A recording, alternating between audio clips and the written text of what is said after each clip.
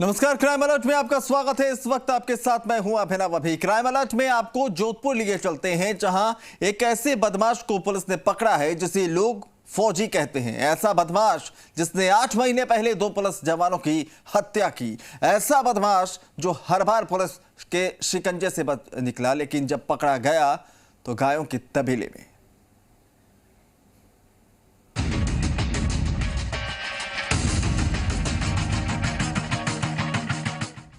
भीलवाड़ा में 2 police constable की हत्या कर फरार हुआ इनामी बदमाश राजेश बिश्नोई उर्फ राजू फौजी अब पुलिस के शिकंजे में है। जोधपुर के बनाड़ इलाके में पुलिस ने उसे गिरफ्तार कर लिया है। गिरफ्तारी से पहले दोनों पक्षों में फायरिंग भी हुई। एक गोली बदमाश को भी लगी। फिलहाल अस्पताल में उसका इलाज चल रहा है। भीलवाड़ा में पुलिस कांस्टेबल की हत्या के बाद से ही फरार चल रहा अपराधी राजू फौजी आखिरकार पुलिस की गिरफ्त में आ गया। आज सुबह पुलिस की टीम ने राजू फौजी के होने की सूचना के बाद जोधपुर के बनाड़ थाना इलाके के खोखरिया में दबिश दी।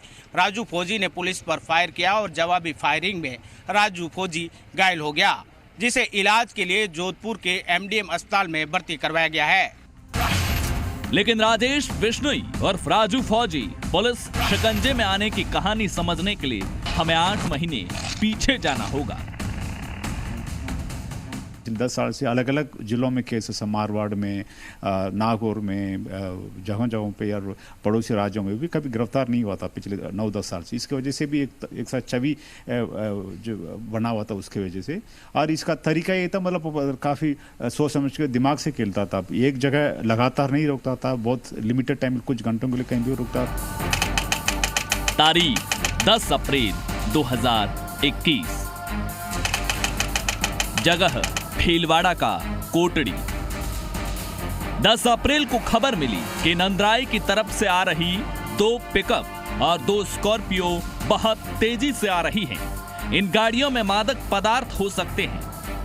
सूचना पर कोटड़ी से पुलिस स्टाफ रवाना होकर नाकेबंदी करने पहुंचा तो 2 गाड़ियों को आता हुआ देखकर पुलिस ने रोकने की कोशिश की तो बदमाशों ने फायरिंग कर दी। हादसे में कांस्टेबल ओंकार रायका के सीने में गोली लगी और मौत हो गई। घटना के बाद इलाके में नाकेबंदी कराई गई।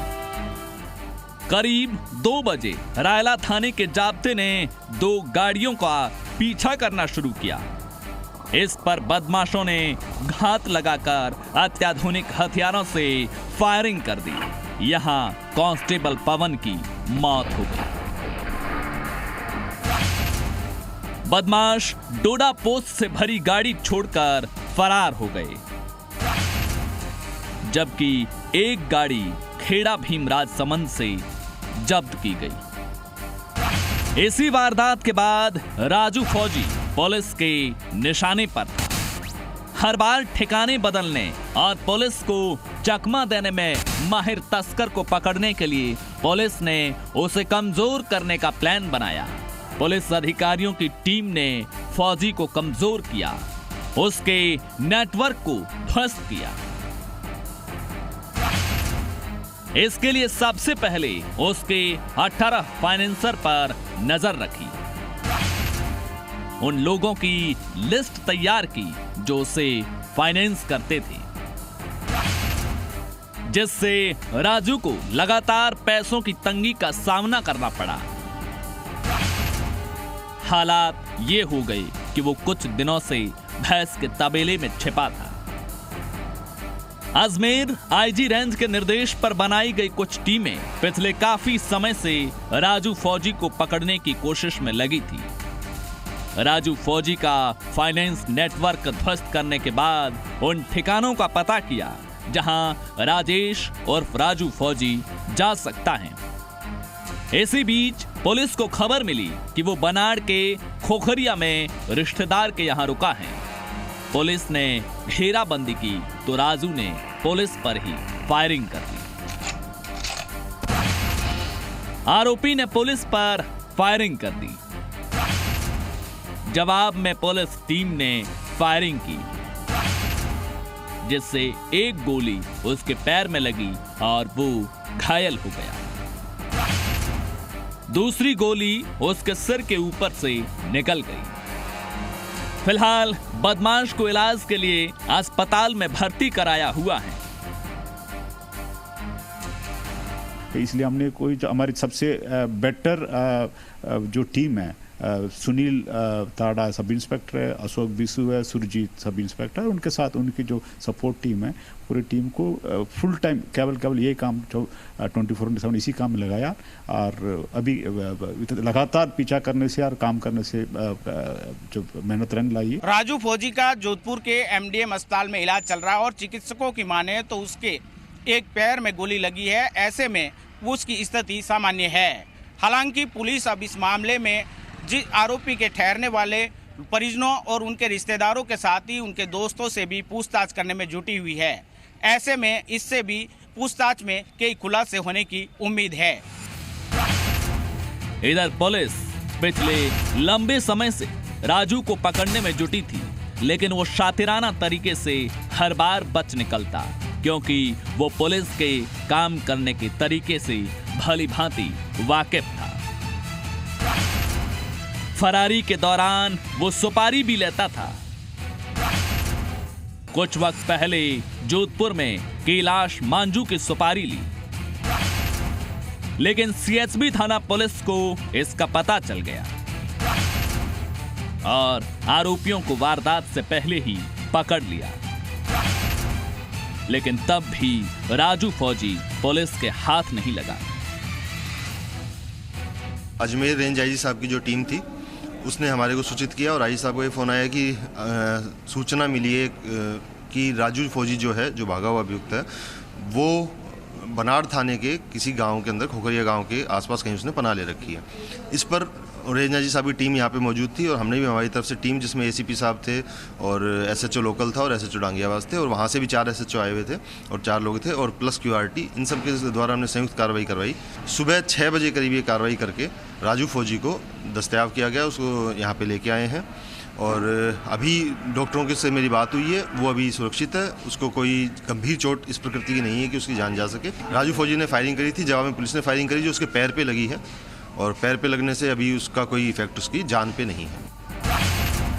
पुलिस कर्मियों की हत्या के बाद राजू फौजी जितना चर्चा में आया, उससे पहले भी उसका इतिहास उतना ही रोचक रहा है। राजेश बिश्नोई से राजू फौजी बनने की कहानी उतनी ही रोचक है। राजू फौजी मूलतया बाड़मेर के धवा गांव का रहने वाला है। आरोपी पहले सीआरपीएफ में भर्ती हुआ था, लेकिन नौकरी रास नहीं आई। 2012 में एक ड्राइवर उसकी भाभी को लेकर भाग गया था, तो राजू फौजी ने उसके नाक और कान काट लिए थे। नौकरी छोड़ने के बाद जोधपुर में सब्जी का ठेला लगाया। जोधपुर के भगत की कोठी में सब्जी का ठेला लगाया। फिर अफीम और डोडा की तस्करी में हाथ आजमाया। इसके बाद अलग अलग जगह पर गैंग बनाई। इसी दौरान उसका संपर्क कुख्यात तस्कर खरताराम से हो गया और वो खरताराम की गैंग से तस्करी की दुनिया में भी आ गया। तकरीबन 3 साल पहले पाली के भीमाड़ा गांव में पहाड़ियों में पुलिस कार्रवाई के दौरान खरताराम चारों तरफ से घिर गया। उसके और पुलिस के बीच जमकर मुठभेड़ भी हुई। पुलिस ने घेराबंदी की और बचने का कोई रास्ता नहीं मिला, तो खरताराम ने खुद को गोली मार दी। खरताराम की मौत के बाद राजू फौजी ने गैंग का टेक ओवर कर लिया। धीरे धीरे उसने गैंग का विस्तार बाड़मेर से बाहर किया। जोधपुर, नागौर, बीकानेर, पाली, जैसलमेर, चित्तौड़, भीलवाड़ा, जालौर और सिरोही तक गैंग का विस्तार किया।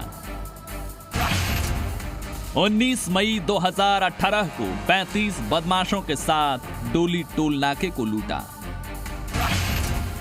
पुलिस में दबदबा बनाने के लिए ही शायद 2 कांस्टेबल की हत्या की थी। लेकिन कहते हैं गुनाहों की दुनिया में दबदबा तो हो सकता है, लेकिन यह सफर लंबा नहीं होता। आखिर अब राजू फौजी पुलिस की गिरफ्त में है। लेकिन राजू फौजी अपने पास मोबाइल नहीं रखता था। वो पुलिस से बचने के लिए इंटरनेट कॉल करता था, लोगों से फोन मांगकर कॉल करता था, और यहीं से पुलिस ने साइबर एक्सपर्ट की मदद ली। पिछले कुछ महीनों से मोबाइल बिल्कुल यूज़ नहीं कर रहा था। इसकी वजह से निगरानी रखने में और पीछा करने में काफ़ी दिक्कतें आ रही थी, और इसलिए हमने बाकी गैंग के बाकी सभी लोग, बाबूराम, सुनील डोडी वगैरह सबको पकड़ने के बाद भी इसको राजू फौजी पकड़ने में काफ़ी दिक्कतें थी, चैलेंज था, और साथ साथ मेहनत ज़्यादा लगाना पड़ रहा था।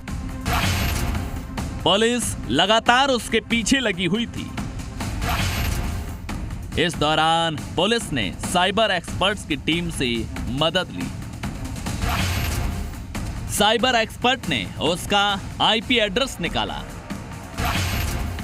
आईपी एड्रेस के जरिए राजू की एकदम सटीक लोकेशन पुलिस को मिली। अजमेर से आई पुलिस टीम ने जोधपुर में उसका मकान घेर लिया, और जब राजू के पास बचकर निकलने का कोई रास्ता नहीं था तो पुलिस ने उसे गिरफ्तार कर लिया। लेकिन पुलिस के लिए सबसे जरूरी है इसके गुर्गों पर भी नकेल कसना, ताकि समाज में भय का माहौल न बनाए और इसे गुनाहों की असली सजा तक पहुंचाना। राजू फौजी के पुलिस की गिरफ्त में आने के बाद से ही पुलिस के अधिकारी लगातार इसकी गैंग को खंगालने में लगे हुए हैं, ताकि इस गैंग से जुड़े हुए और भी आरोपी पुलिस की गिरफ्त में आ सके। सहयोगी अरुण हर्ष, दिलशाद और शिव सिंह के साथ भवानी बाटी, जी मीडिया, जो